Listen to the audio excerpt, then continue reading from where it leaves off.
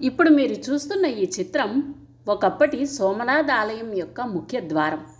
మొహమ్మద్ గజనీ సోమనాథ్ ఆలయ ప్రధాన ద్వారం యొక్క ఈ ప్రధాన ద్వారంను కూల్చివేసి దానిని అతని గుర్రపు బండిపై ఎక్కించి తనతో పాటు తీసుకుని వెళ్ళాడు. 1842లో బ్రిటిష్ వారు ఈ ద్వారంను భారతదేశానికి తిరిగి తీసుకువచ్చి సోమనాథ్ ఆలయంలో తిరిగి స్థాపించాలని భావించారు. దానికోసం వారు ఆఫ్ఘనిస్తాన్పై భీకర దాడి చేశారు మరియు రెండవ ఆంగ్లో ఆఫ్ఘన్ యుద్ధం జరిగింది.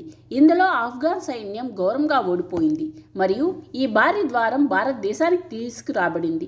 ఆఫ్ఘన్ పాలకుడు మొహమ్మద్ గజనీ సమాధి పైన ఈ ద్వారంను ఏర్పాటు చేసినందున సోమనాథ్ ఆలయ బ్రాహ్మణులు బ్రిటిష్ వారికి ఈ ద్వారం అపవిత్రంగా మారిందని మరియు మేము దానిని ఇక్కడ ఏర్పాటు చేయబోమని చెప్పారు. అప్పుడు బ్రిటిష్ వారు ఈ ద్వారం ఆగ్రా కోటలోని మ్యూజియంలో ఉంచారు మరియు ఈ ద్వారం యొక్క ఒక భాగాన్ని లండన్లోని మిలిటరీ మ్యూజియంలో ఉంచారు.